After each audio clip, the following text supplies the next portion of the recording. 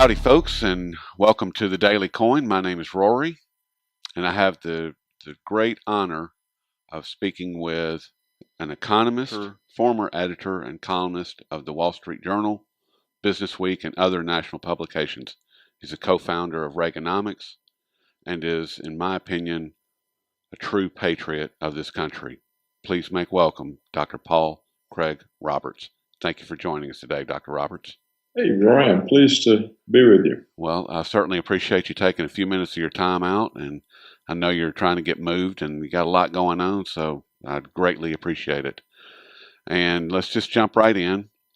And with the COMEX being nothing more than a rigged paper casino, and if you look at it from that perspective, and with the Shanghai Gold Exchange, the Dubai commodities market, and the new Russian gold market, all of these are physical markets. You acquire the metal, you pay it up, and move on. Now and India, with their relentless importation of gold, black market or above board, will a combination or just one of these markets, in your opinion, take over the pricing mechanism for gold and silver? And how do you see the pricing mechanism for gold and silver being handled in the future? Will it be in the East? Well, we know it's going to be in the East, but will it be similar to what we have going on now, or do you think it's going to be something completely different? Well, Roy, to be truthful, I don't know. Okay. As I understand it, the way it's set up, the price of gold is determined in the paper future markets.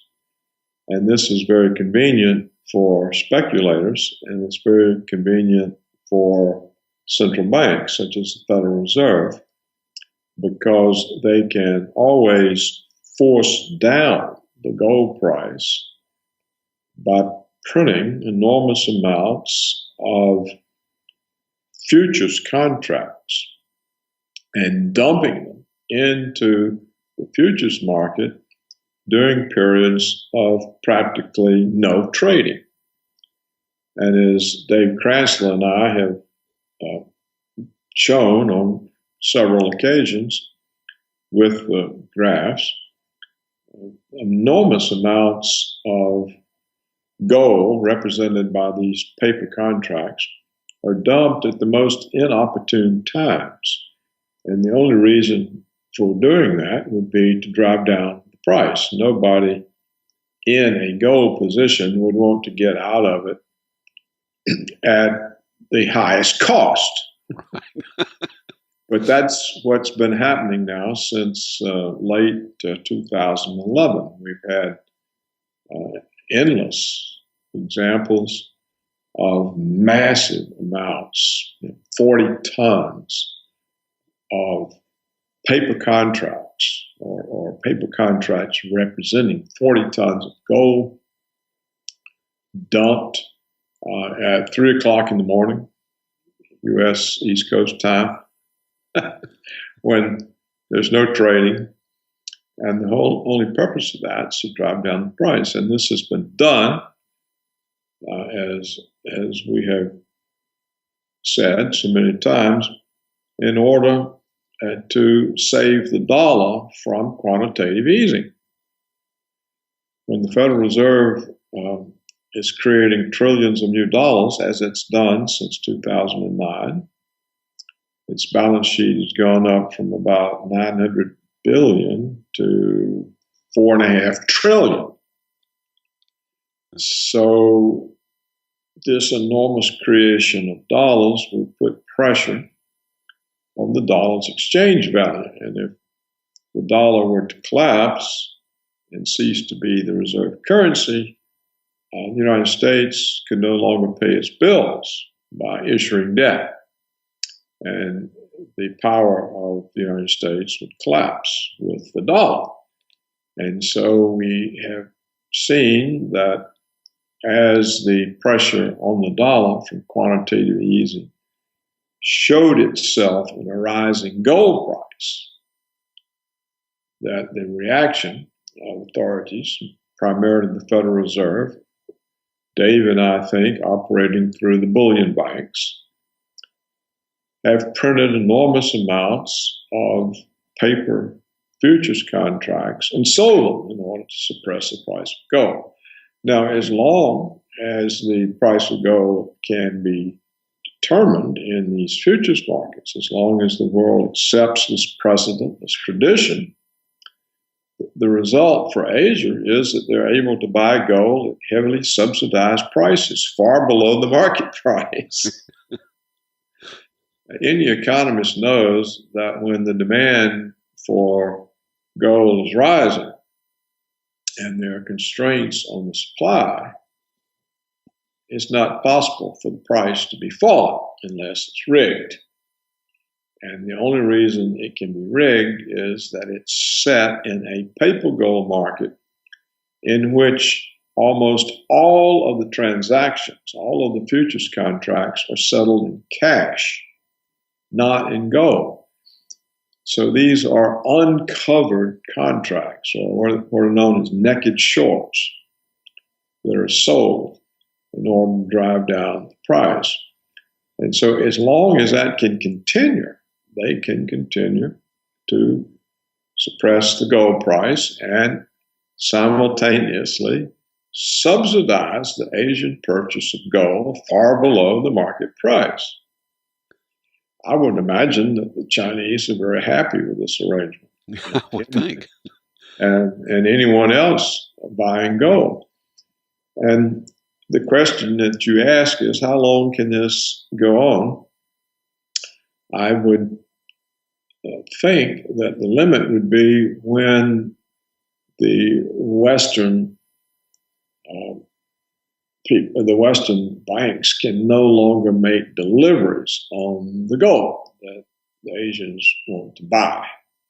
And we are starting to see, I think, strains on this because according to reports that I read within the last week or two, the Federal Reserve had to suspend sales of silver eagles. Yes.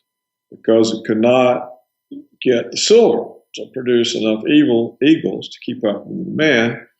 And the Canadian central bank had to ration the supply of silver maple leaves because it couldn't get the silver to keep up with the demand. Now, when you have demand that outstrips supply and the price is falling, you know the price is rigged.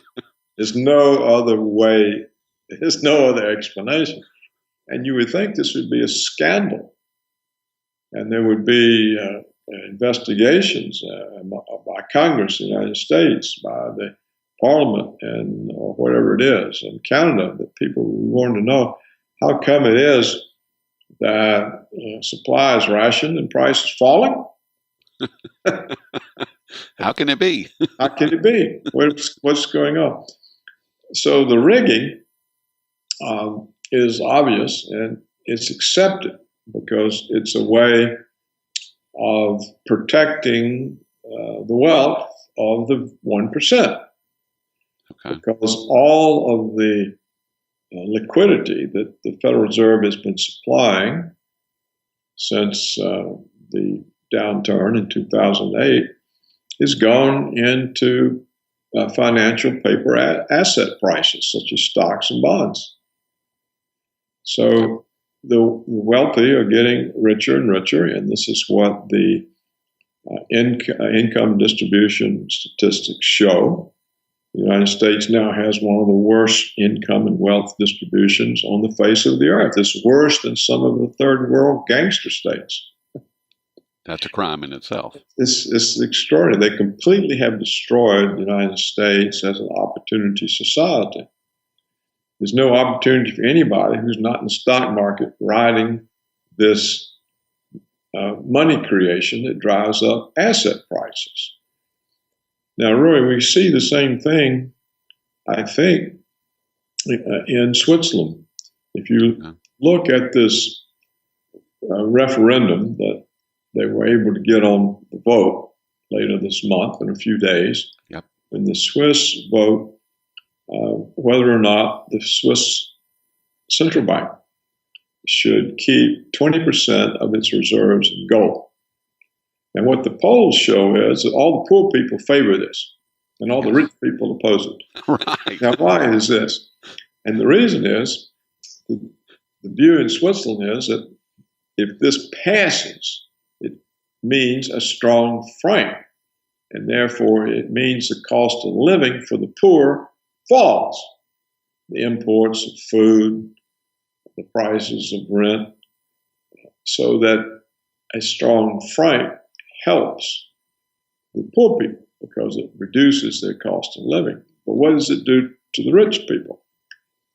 It reduces liquidity that drives up share prices. It means a strong franc reduces exports, and therefore corporate profits and share prices go down, and the wealth of the wealthy go down. So this is clearly a class-based decision. It's class warfare. It's a class-based decision. Who is going to benefit? Are the wealthy going to get even more wealthy at the expense of the poor? Or are the poor able to put some check on this and get some relief from this measure? Well, of course, the Swiss establishment is totally against it, as is Washington. So I doubt there'll be an honest election. Yes. It doesn't matter who votes, it matters who counts the votes. When has the establishment ever allowed an honest election? Never. Ever.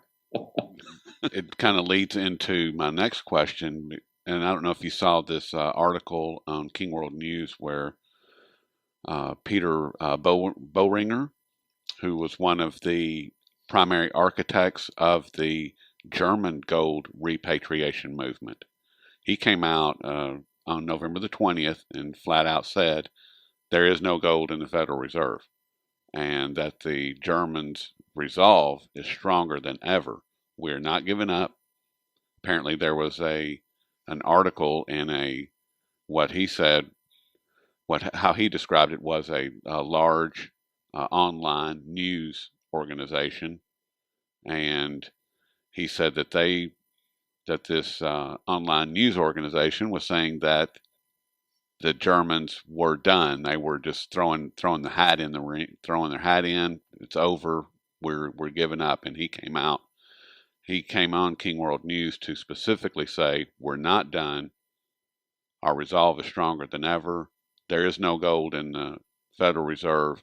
And what I'm getting at is that, and today, on November the 21st, we find out that the Netherlands receives 122 tons of gold from the Federal Reserve, but it arrived to them by ship.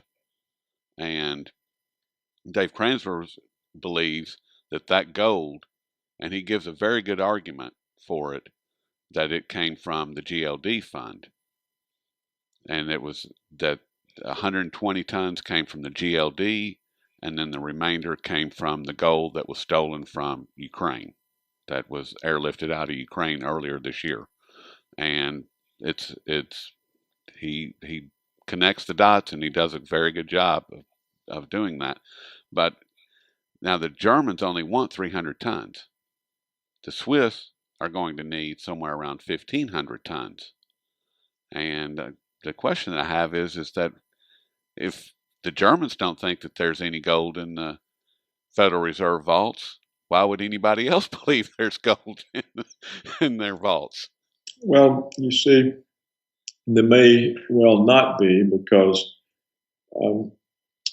it's sort of been a view in the gold community, as I understand it. You know, I'm not a member of that. I'm not a gold trader. I don't sell or deal in gold. But the view, as I understand it, has been for years that initially the way the Federal Reserve suppressed the gold price was to lease its gold to bullion dealers who sold it in order to suppress the rise. In other words, if you're always dumping supply of metal on the market, you can keep the demand from pushing the price up. Right. And so the view that, as I understand it, that for many years, the Federal Reserve leased out its gold to bullion dealers in order to have it sold to suppress the rising price, and that there's no more gold there. And this may be true. On the other hand, there's another reason for the Fed, or the Federal Reserve of the United States in Washington, not to give the gold back to Germany. And that is that there is a movement within Germany to leave the EU, to leave NATO, to develop their relations with Russia, which is far more natural for them. They've got the technology, the industrial discipline, the manufacturing know-how. Russia has all the resources. Right. And this is an alliance made in heaven. There's no better alliance anywhere on the face of the earth. Oh. And if the Germans had gold with which to back the mark, return to the mark, it would be the end of American hegemony over Europe. It would break up NATO, it would break up the EU, and therefore it could well be there's plenty of gold in Fort Knox, but they're not going to let the Germans have theirs back because it could be used for a strong mark, which would then go hand in hand with a strong ruble. You know, the Russians have been buying gold, and there's a limit on how much the American authorities and the financial banks and the hedge funds can drive down the ruble when they're sitting on tons and tons and tons of gold. So that's an alternative view. I don't know which is correct. I'm just pointing out that there are more than one reason that Washington wouldn't give gold back to Germany, even though it's on trust here. The Germans put, I think the total amount is 1,500 tons. And yet we can't deliver 300 tons. Yeah, and I think they asked for like 600 or between 600 and 700 tons of it back. Well, I think they asked for it all. And I think what we told them was we would give them 300 tons over 7 years. Yes. But it's already broken down. We haven't been able to, we've stopped the agreement that we made.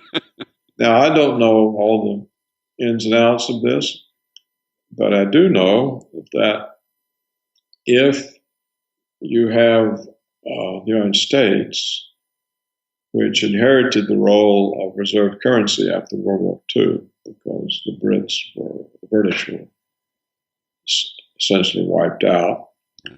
And you're used to this role, which lets you simply run up any debt you want because the rest of the world has to purchase it. You're financed. You have the ability to finance your payments by printing money. And this tend to get carried away with this power. So it can well be a situation where the United States authorities have realized that they have so inundated the world with dollars that the value of it is tenuous in people's eyes, and therefore they must protect it by preventing a rise in the gold price. Because if the dollar is deteriorating in terms of gold, it must also be deteriorating in terms of other currencies that are inflating at the same rate as the dollar. Now, what we see happening is Washington is trying to get other currencies to inflate at the same rate or at a higher rate, like Japan. Right.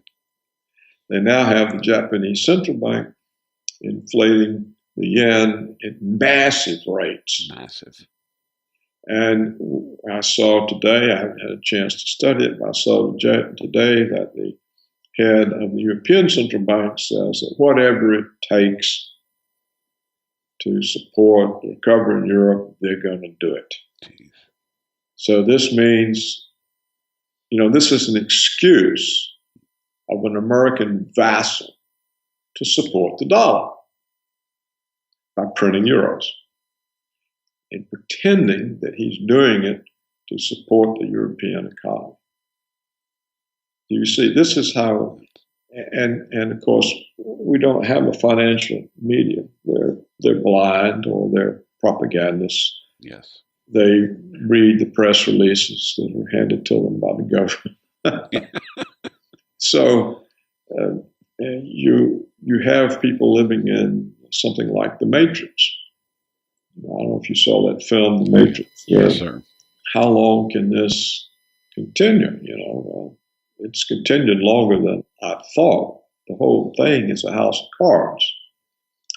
And it all rests on the dollar. And therefore, that means gold is a threat to the dollar. And so they're going to suppress gold as long as they possibly can. Well, I hope that their time is running short. Well, I say that, but it kind of scares me what's on the other side of that. Because I don't know what that's going to look like. Well, whatever it looks like, it does reduce American power and therefore reduces the likelihood of nuclear war. Well, that would be good. And so even if we have all kinds of dislocations financially, it kind of ends this view, this hubris that the United States is the indispensable, exceptional country ordained to exercise hegemony over the world. Yes. And any countries that get in the way, such as Russia and China, have to be dealt with in severe ways. Well, of course, Russia and China are not going to tolerate being dealt with in severe ways. They don't have to. They don't have to. And so the whole thing pushes toward nuclear confrontation. And the neoconservatives in the United States are driving that. Do you think that they're going to? Do you think they're going to succeed? Putin keeps turning the other cheek, and the Chinese keep ignoring it. But when you have Hillary Clinton, and the view is that she could be the next president, she is in bed with a military security complex, and she has said that Putin, the Russian president, is the new Hitler. Oh, my goodness. So that's very hard to back away from, that Yes. kind of statement. And once you make that statement, the logical development is that you come to confrontations. Well, so I think on the whole that, in my opinion, the rest of the world has been extremely foolish to accept the dollar as the reserve currency and to participate in the American payment system, because it gives the United States control over their countries. No country that participates in the dollar payment system is independent. No country that participates in the dollar payment system has sovereignty. They're vassal states. They're subject to Washington's orders. And if they disobey, they either get overthrown or they get sanctions. Or they get bombed. So, the reason for using the dollar payment system is simply laziness on the part of other governments. They can't be bothered to do something different. It's too much trouble. So we'll be American vassals. And so essentially the entire world is an American vassal. And the ones that aren't, like Iran and Russia, have sanctions. And China, they're scared to sanction China because it's our greatest creditor. Yes, and our manufacturing. And they don't know what the result might be. I mean, what would be the result, Rory, if China announced one morning they were selling their entire holding of dollar assets? It would get ugly quick. It would do us in quicker than an all-out nuclear attack. So I don't really know what's going to happen other than we have a house of cards. The Western financial system is a house of cards. It's based in corruption and on the dollar. And they have to keep the dollar from collapsing. Because if there's a run on the dollar, the house of cards collapses and everything goes down. So they'll do whatever they can possibly do, which means rigging the gold price, rigging the silver price, putting out all kinds of false economic information, Yes. convincing people we have a recovery, that the dollar is a safe haven. How is the dollar a safe haven when the United States is probably the most indebted country of all? In the history of the world. Yeah. But all of this propaganda gets repeated endlessly. And the vassal states, Great Britain, France, Germany, if they know any different, they don't say it. Japan. Japan's been a puppet for a long time, I believe. That's right. I mean, they're still occupied. Still occupied, thank you. So that's my view of it, Rory. I haven't anything else to say about that. Well, all right. Just one short question, and like I said, it's from Dave.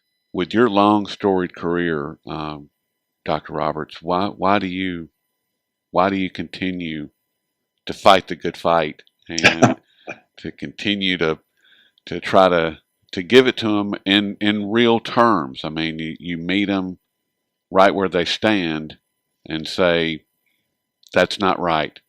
This is you're not being true. Why don't you be true? Why do you continue to fight?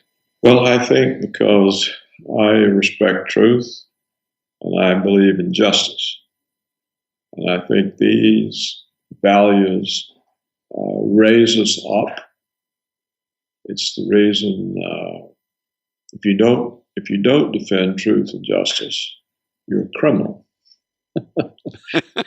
You can't look yourself in the mirror. You might get rich, and you may have yachts and Playboy bunnies running around your home, and jet planes, and endless wealth.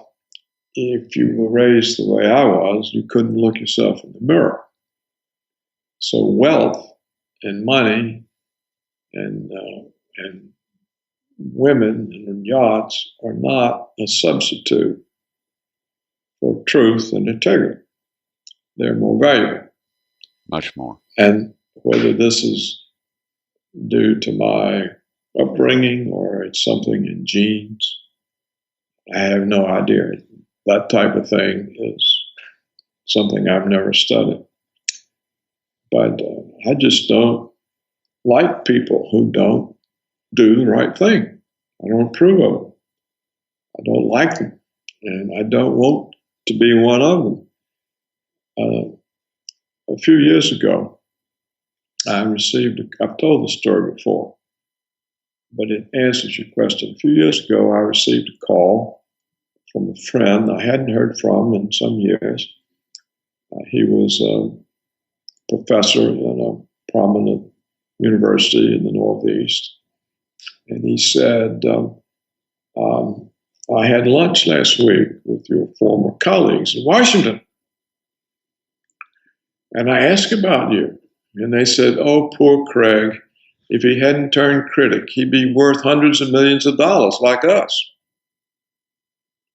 Oh, and my friend said, he stood up and said, I didn't know I was having lunch with a bunch of whores, and left. oh, that's awesome. So I think that's it. The system today is so corrupt that truth is an enemy of wealth and power because they're based in lies and mendacity. And I just wasn't prepared to lie in order to be part of Washington.